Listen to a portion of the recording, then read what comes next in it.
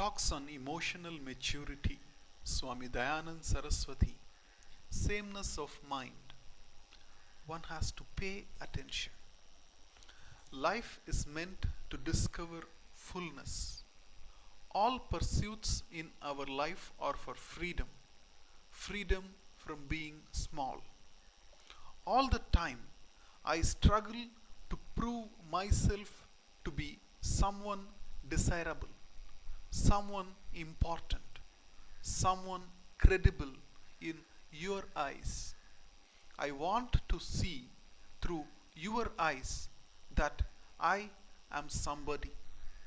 100 people have to tell me that I am wonderful. Everyone is struggling to be free from being small, being limited, being bound, being mortal, and so on. The vision of our Shastras is that you are already free. If you think you are bound, that is purely a sense. That the self is free is to be discovered. Freedom is your nature, and you have to discover that freedom. You better know you are already free. That knowledge calls for a certain preparedness, and that is what I call emotional maturity. You require to be prepared for any knowledge. Here is a man who wants to learn calculus and does not know whether 5 plus 4 is 8 or 10. It is not that he cannot learn calculus. He has a desire to learn, a capacity to learn, but he must start from the beginning, and the study of calculus can begin only when he is ready for it. Everyone is ready for Vedanta when there is a certain emotional maturity, because all we are doing is analyzing our own experiences. All of you have experiences, and so all of you are ready to learn Vedanta. But a certain emotional maturity is called for. It is the same as adhikaritvam, fitness, preparedness. This preparedness itself is a great blessing, but it does not come naturally. You have to usher in this preparedness. You have to pay attention. You remain the same unless you pay attention. I recently met a man in his 70s. He says, Swamiji, everything is all right with me, meaning thereby that his sons and daughters are all married and well settled. And he himself has a house of his own and a car and servants and so on. But there is no peace of mind. I asked him, why? Because my sons do not care for me. He replied, how do you say they do not care for you? Because they don't write to me. In fact, his sons do care for him, but they are not regular in writing letters, because either they are very busy, or they have their own problems, or they postpone writing, and then it gets too late to reply to his father. And even if they do not write, it is good. As a true Hindu, this man must be a sannyasi by now. Sannyasa is the best retirement plan, because one does not need anything. One need not actually become a sannyasi, but there should be that maturity. The problem is, this man even when he is in his 70s, feels insecure. You were insecure as a child when you wanted your mom and dad to take care of you. You felt lonely and insecure if they left you behind. And now, after all these years, when you are a grandfather, you are still insecure. What have you achieved? A person does not grow unless inner growth takes place. And that doesn't happen unless one pays attention. Be a karma yogi. As I said earlier, everyone is a bundle of likes and dislikes. Love to fulfill them is natural, and so you undertake an action to fulfill either a like or a dislike.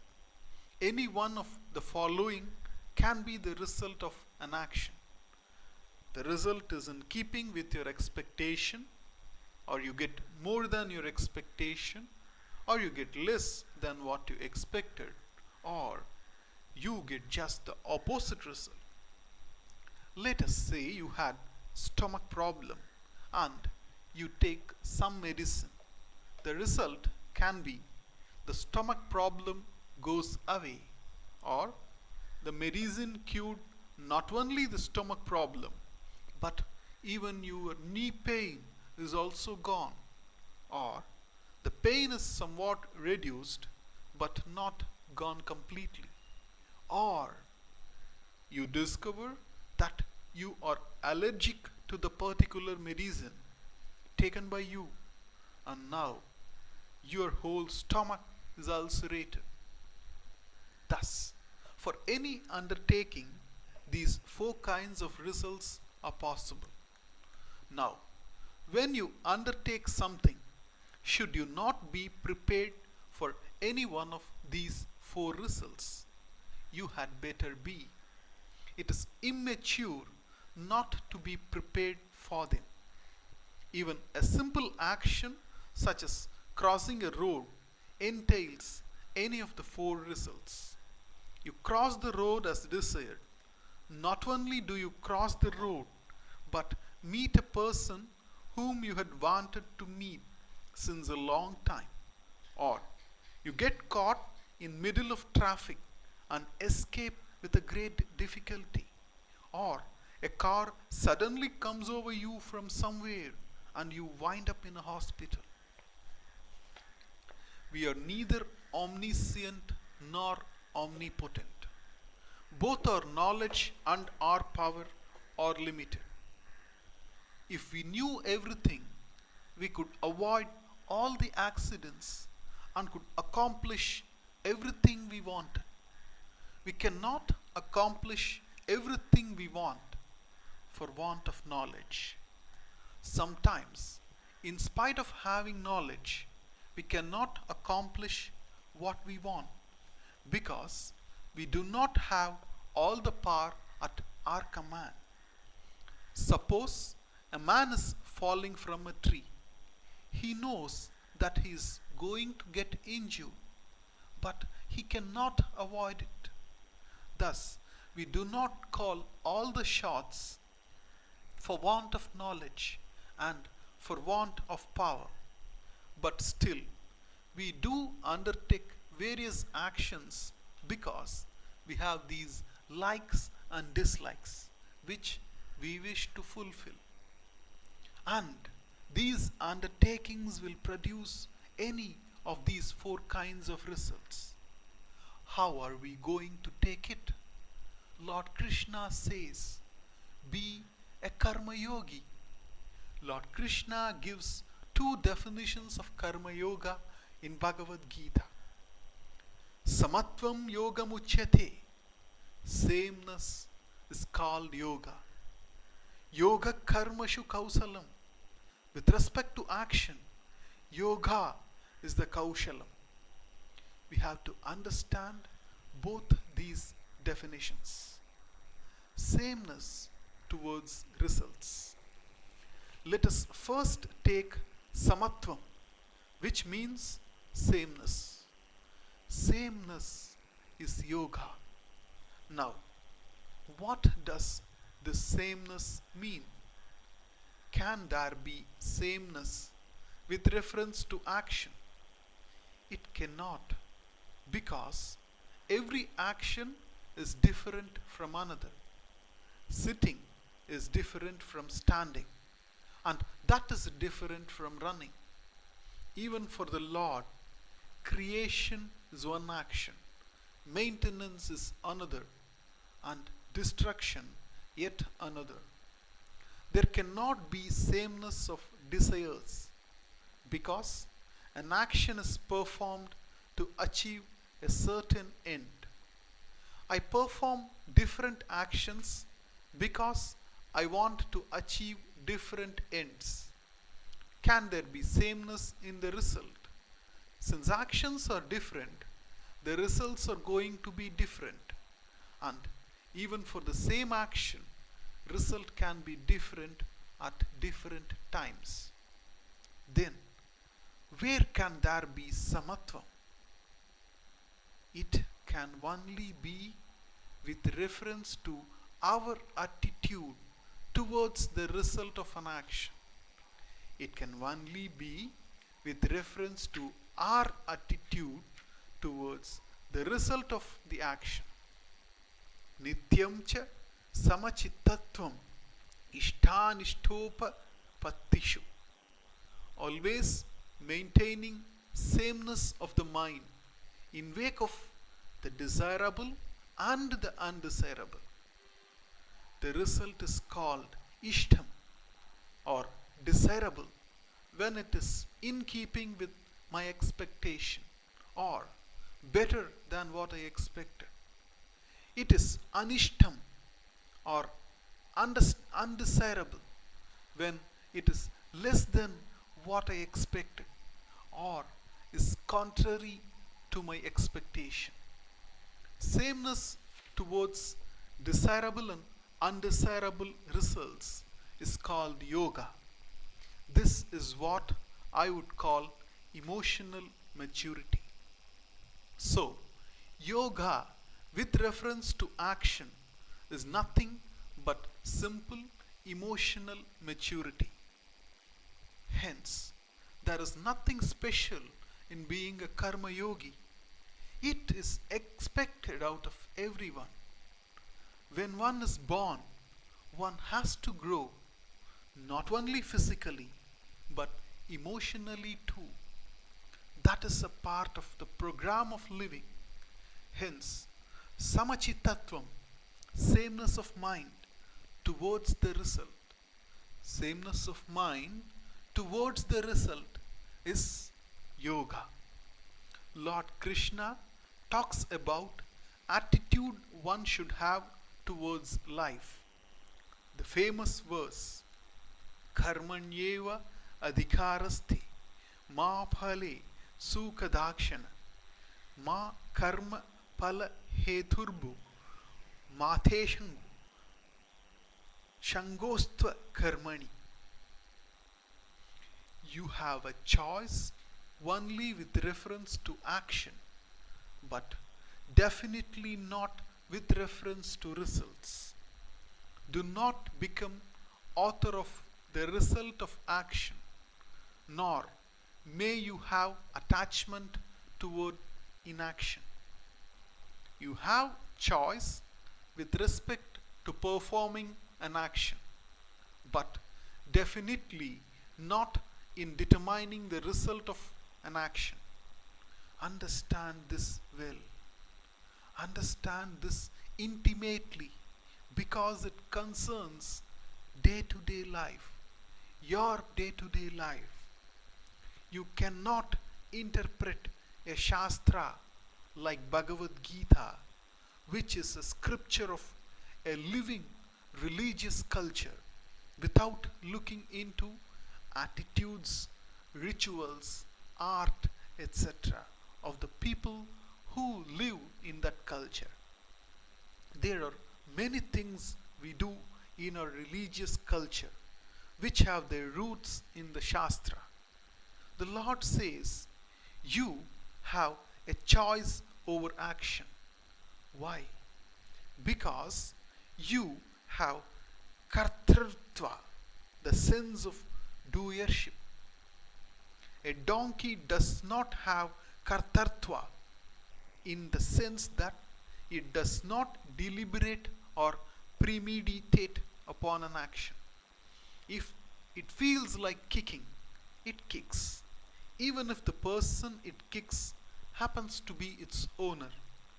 A donkey cannot be taken to a court of law because it is not deliberate in its action.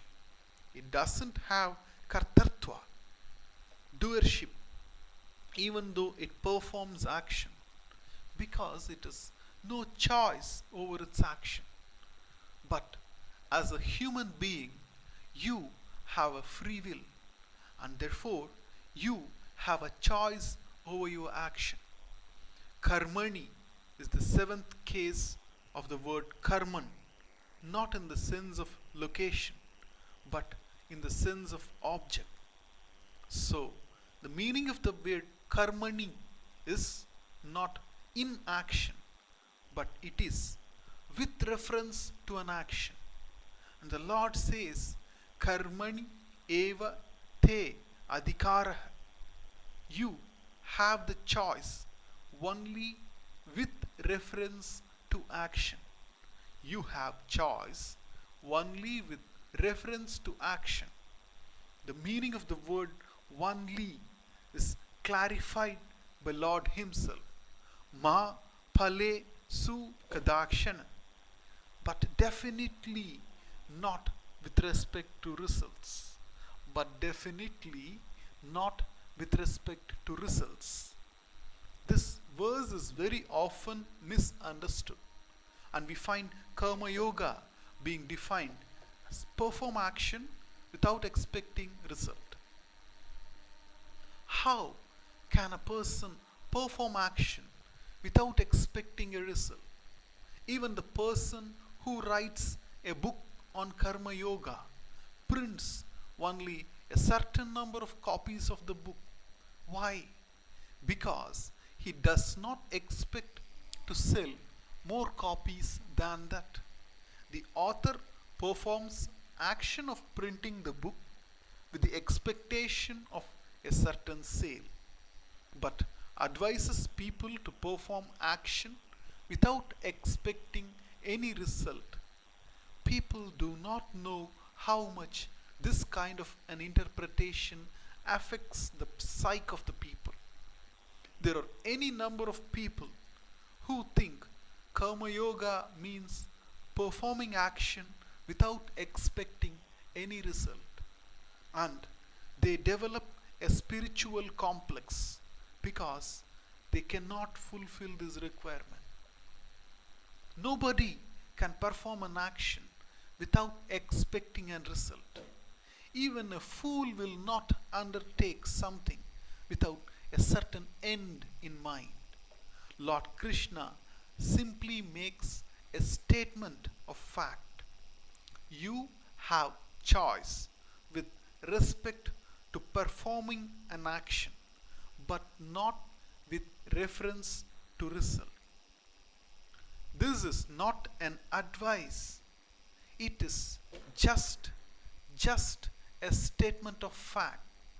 You can perform an action as you feel proper, but having performed an action, you have no choice with reference to the result. Having performed an action, you have no choice with reference to the result.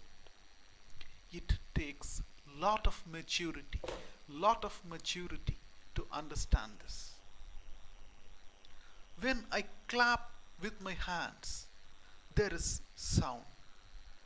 I have no choice in not producing this sound. I should not expect a result that is incoherent in the action. If I do, my expectation may not be fulfilled, will not be fulfilled. then I should learn from the result and become wiser. But having performed the action of clapping, I cannot insist that the sound should not be produced. I can learn from the result and become wiser than what I was a minute ago. An action produces a result that is inherent in the action itself, and hence I have a choice or freedom in performing an action but not in determining its result. Thus, I have a choice or freedom in performing an action but not in determining its result. This has to be understood very well, very intimately, very intimately. Then the Lord says, Ma karma palahe turbhu. Do not become hetu or cause of the karma pala, the result of action. You are the karma hetu, cause for an action, but not karma pala hetu, cause for result of the action. Do not become the cause of the result of the action. You are the cause for an action, but not the cause for the result of the action. When I drop this flower, it comes down. Dropping a flower is an action, and I am the cause or author of that action. But I am not the author of its coming down. Falling of flower is a result of certain conditions which I have not created. I may release the flower, but it may not fall down if these conditions are not fulfilled. In a spaceship, in a zone of zero gravity, the flower will not fall down when released, but will perhaps go sideways.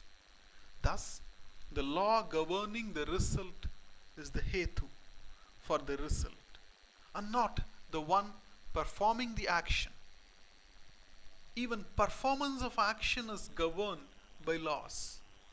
I can raise my hand only in accordance with these laws, but I still call myself the karta or performer of action of raising my hand because I can choose not to raise it. I have a choice in dropping the flower or not dropping it, but having dropped it, its destiny will be governed by laws which are universal. Who has created these laws? Not you, not I. Laws are part of the world, and world is not created by you. It is created by Ishvara, and it is not separate from him. Therefore, when the flower falls down, who brings it down? Ishvara. Thus, Ishvara is the karma pala hetu, while you are the karma hetu. Therefore, the result that an action produces, whether it is more or less, equal or opposite, comes from Ishvara.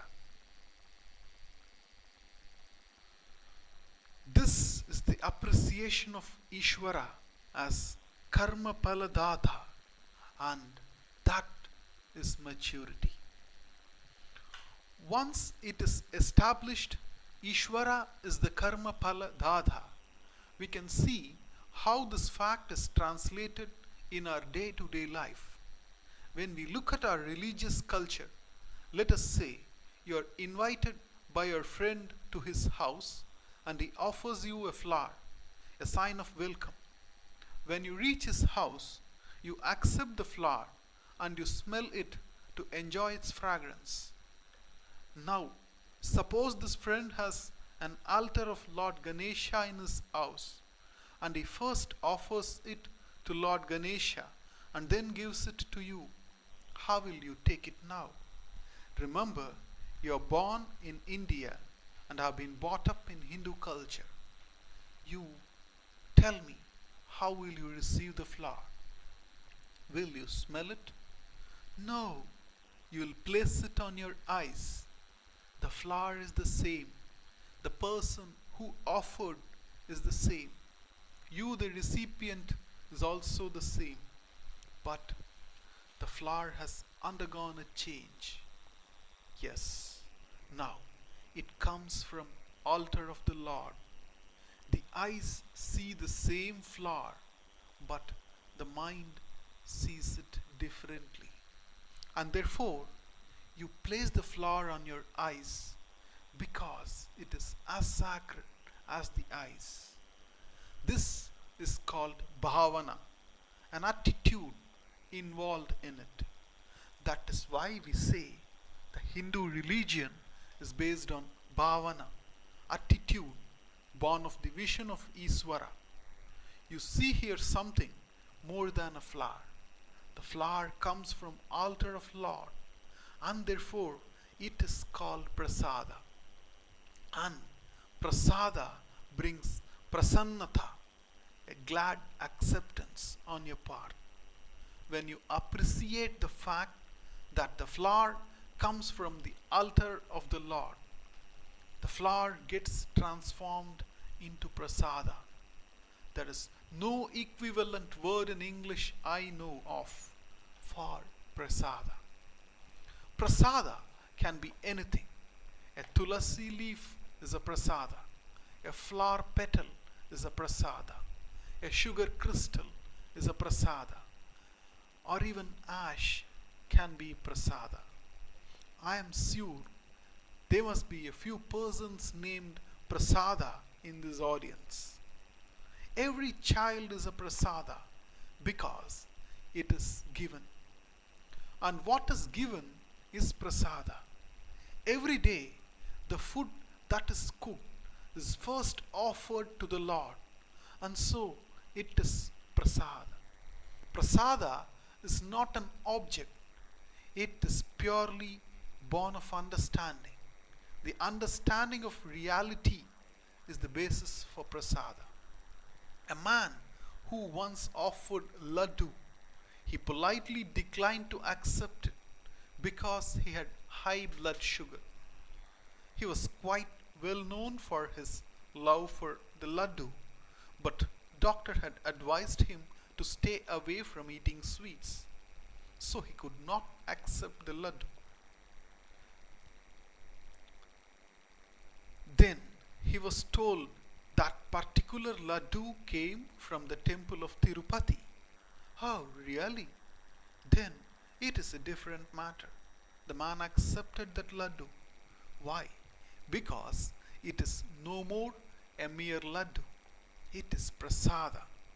The moment it is known that a given object comes from the altar of Lord, it gets transformed into prasada. That is education.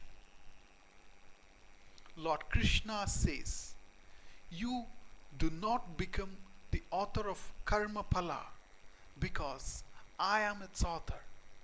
And therefore, whether karma phala is more, less, equal, or opposite, it is prasada. It is prasada because it comes from Lord. Thus, every karma phala is looked upon as prasada from the Lord. This is samachittattvam, sameness of mind with reference to karma phala. Thus, sameness is born of understanding. It cannot be forced upon anybody. It is always born in the wake of some knowledge of reality. That is why I said we should be alive to reality of our being the karta or agent of action and Lord being the giver of result. Therefore, even if I do not get what I expected, I still accept the result first. And having become wiser, I work harder. There is no regret. People often ask this question, Swamiji, if I accept everything as prasada, will I not become a passive, submissive person? Here, we have to ask you, if you do not accept the result as prasada, then how will you accept it? If the result is not accepted cheerfully, it will be accepted with regret and disappointment, dejection and despair. How is that going to make you dynamic? It is wrong to think that one becomes submissive by accepting the situation as prasada. In fact, you'll become dynamic only if you accept the result as prasada, because in that case, you'll be able to accept the result as it is and proceed. Sir, the ship has got sunk. So what? That is prasada. A person becomes wiser by the attitude of prasada. Let us say your friend is getting married and you have been given the assignment of welcoming people at his wedding reception. You stand there at entrance and welcome people as they come into reception hall. You receive all guests with a smile, whether you are acquainted with them or not. Even if a friend of yours walks in as a guest, you receive him as well and ask him to proceed. There is no time to talk to him because other guests are also coming and you have to receive them too.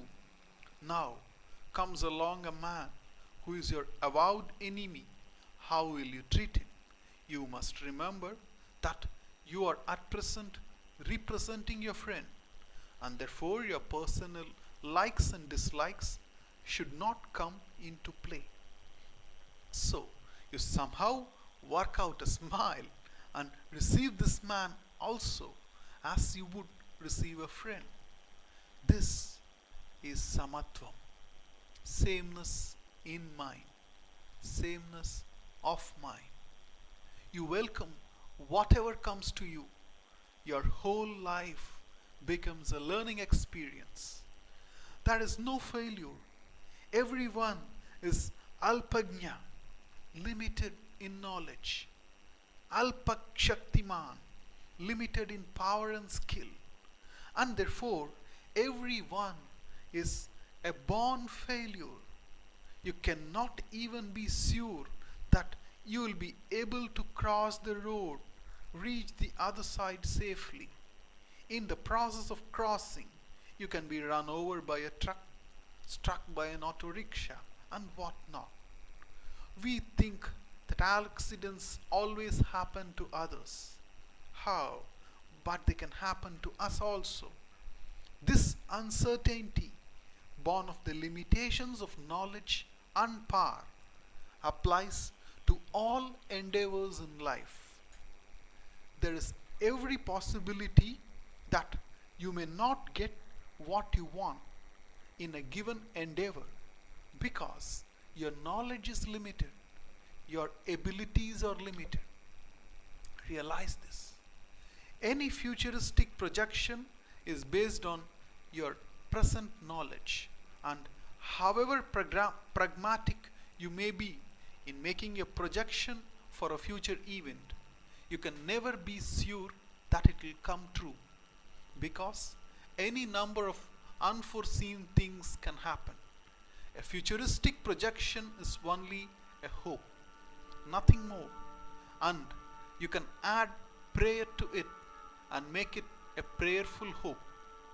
There is nothing to be sure of, nothing to be proud of, even as I am talking. Where is the guarantee that I'll be able to complete this talk series? Anything can happen to anybody at any time. Therefore, we better understand no projection is valid. It is just a hope based on certain data available at time of projection. and data can never be complete. Only the one who is omniscient would really know what exactly is going to happen. Hence, what is up in the sleeve of the future is always a conjecture, a hope. Thus, everyone is a born loser. But at the same time, look at yourself. You are a successful person. You seem to enjoy a lot of grace because you are able to open your mouth whenever you wanted. We eat all kinds of things and are still surviving, which shows God is very much with us. All these years I have been walking, talking, eating, digesting, looking at the hygienic conditions in India. It is a wonder that we continue to survive. Every day is a grace for us. I must clap when I wake up in the morning. One more day. Every day is a graceful day because there is no reason why I should wake up in the morning. That clap is a maturity.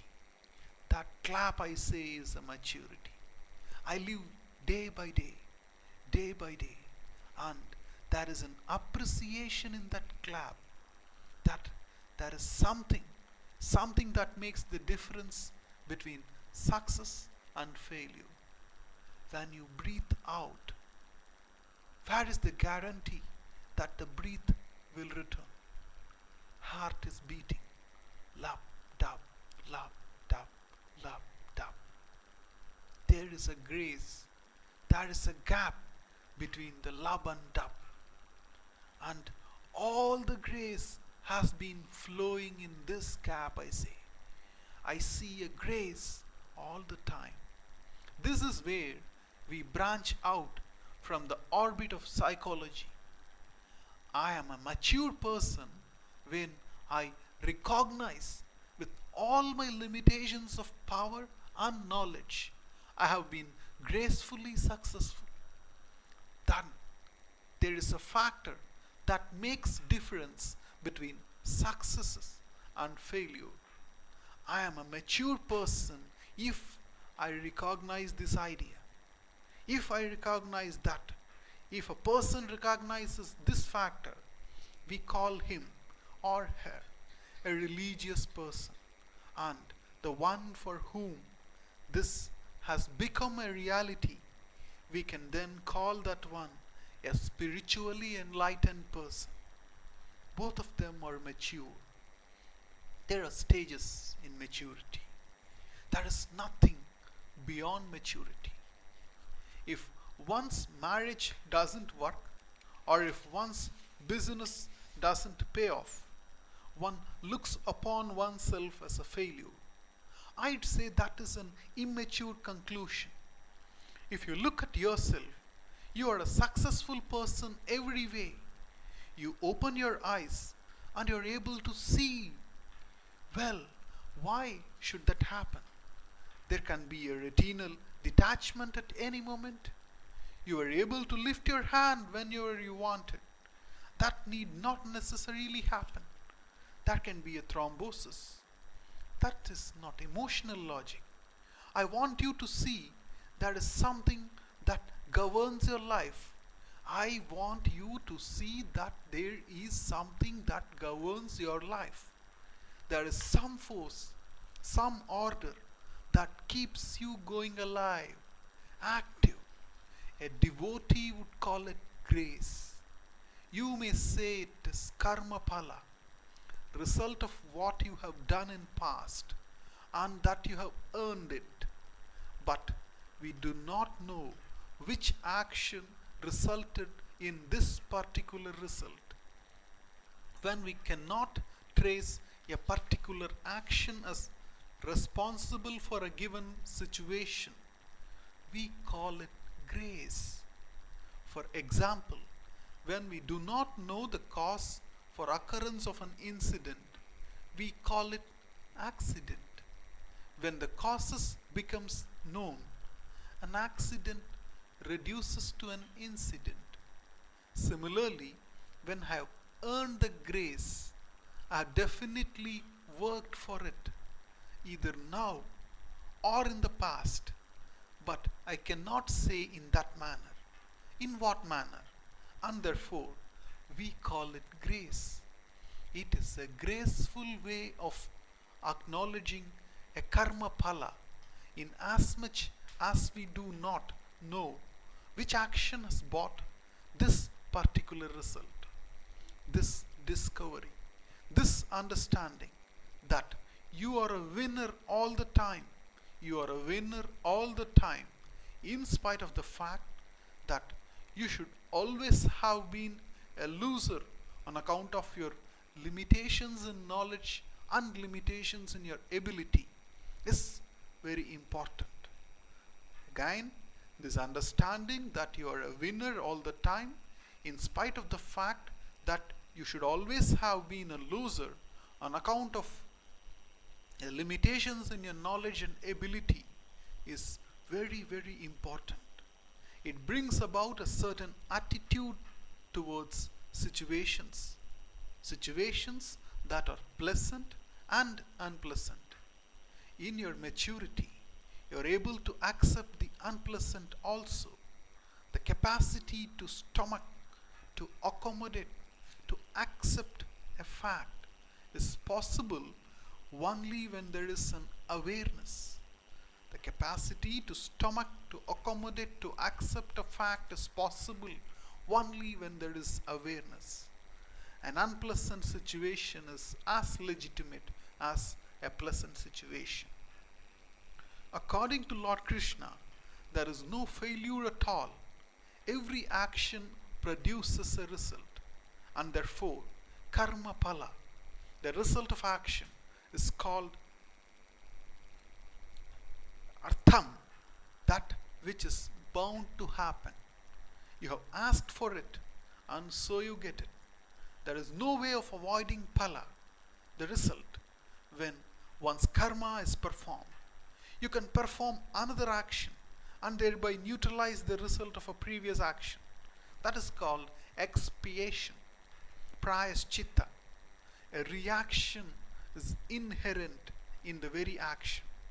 One can do something else to alter a situation, but it is doing that produces a result. Non-doing does not, never. Failure can be there only when success is in your hands, when you call all the shots. When that is not the case, there is no failure. No one is a failure. Everyone is learning. We learn from experiences, and so there is no regret. Our culture is a learning culture, not a regretting culture. We keep learning from our experiences. If we find we have done something wrong, we do prayaschitta karma to neutralize it. That is a positive step. We do not have confessions, etc. If I have done something wrong to somebody, I do something good through that person. That is pratipaksha bhavana, doing the opposite. Thus, there is learning, learning, learning all along life. And that is a mature way of responding to success and failure. There is nityam samachitatvam, sameness of mind with respect to the result of action, because it is prasada from the Lord. Everything is sacred. There is yoga if there is samatvam, sameness of mind, which is the capacity to accept unfavorable situations without reaction on our part. Samatvam is something more than pragmatism. A pragmatic person is also one who takes things as they come, but that is easier said than done. Therefore, mere secular pragmatism is not karma yoga. Karma yoga is to appreciate Isvara, There is no such thing as secular karma yoga. Religion is always involved in the life of a Hindu. In fact, we do not have a word equivalent to secularism because we do not compartmentalize the life as secular and sacred. Everything is sacred for us because everything is Ishvara. Even disciplines of knowledge cannot be divided into secular and sacred. It is said in the Vedas, Dve vidye veditavye parachaiva parachaiva paracha. One should pursue two disciplines of knowledge, para and apara. Para vidya is that by which truth is known. It is that by which truth is known. So the knowledge which has Brahman or Atma as subject is the Paravidya, and all other disciplines of knowledge concerning non-self is Aparavidya. So knowledge is classified according to subject it deals with, Atma and Anatma. That is the self and non-self. Thus, the Paravidya involves an enquiry into nature of Lord, the self, the truth, all of them being same. Aparavidya is everything else. Even in the Karma Kanda, ritual section of the Vedas, is Aparavidya, the Vedangas, the limbs of Vedas, phonetics, grammar, history, astronomy, prosody, are all Aparavidya. Hence, the knowledge in our culture is classified according to subject it deals with, but not classified as secular or sacred, because all knowledge is sacred for us. Goddess Saraswati is the presiding deity of knowledge. Therefore, on the day of worship of Saraswati, we place all our books, Gita, Ramayana, grammar, history, all the rest, to make an altar for the goddess of knowledge and offer prayers. A book is a symbol of knowledge, a symbol of goddess Saraswati, and therefore no Hindu will consciously step on a book. If I step on a book by chance, I seek for pardon. It does not matter what the book is about. Any book is a symbol of knowledge, and knowledge is sacred. Money is also sacred in our culture because it is a symbol of goddess Lakshmi, and so we never deliberately step on a currency note. Lakshmi stands not only for wealth but also for resources, money, skill, time, manpower. All of these are resources. They are all Lakshmi, and we look upon them as sacred. There is no secular aspect in Hinduism. There is no karma yoga unless we recognize Ishvara. There is no secular karma yoga because there is no secular Hinduism. There is nothing secular in the world, in fact, because according to our vision, everything is Ishvara. Recognition of Ishvara as karma paladata, giver of the result of action, is karma yoga. Recognition of Ishvara as the giver of result of action is karma yoga. Every result is born of Ishvara, whose laws produce the result, and therefore I accept every result as prasada. Prasada, the cheerful acceptance of the situation as it comes to me, because every situation is the result of some action or other, enables me to neutralize my ragas and dveshas. A man's life is like a seesaw because of his likes and dislikes. There is a problem when what I do not like happens. There is again a problem when what I like does not happen. It is very common in life that what I want does not happen, and what I do not want keeps happening. That is because our likes and dislikes are countless, while our knowledge and power are limited. There is no way of fulfilling all the likes and dislikes with knowledge and power we have at hand, and therefore we often do not get what we want, and there is constantly a reaction on our part in terms of anger, frustration, etc. In time, the person turns to be a personality. Everyone is born a person, Purusha, but in time, the person turns into a personality.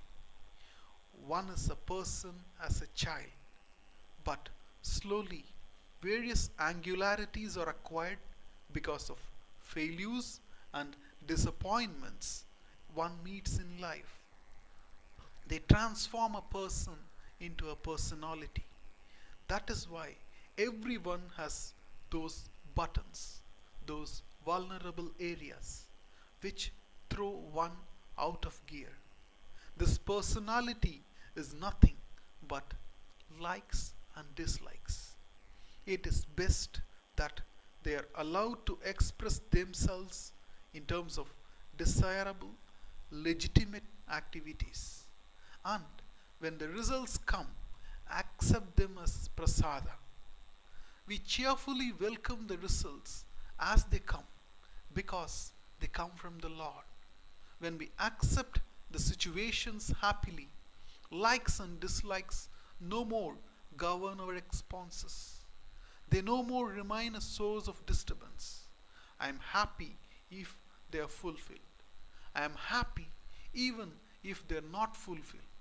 In that case, I can afford to have likes and dislikes because they do not disturb me.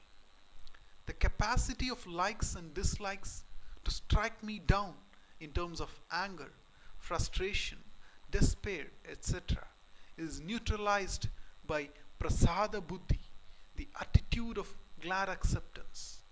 Lord Krishna says in Gita, prasade sharva dukkhanam hanira hanirasyopajayate. There is cessation of sorrow for this karma yogi when there is prasada, cheerfulness in mind. There is cessation of sorrow for this one karma yogi when there is prasada, the cheerfulness of mind. There is no sorrow for karma yogi because he enjoys a cheerful mind that is brought about by the attitude of prasada, which is the same as samatvam, sameness of mind, born in recognition of Iswara as karma paladata,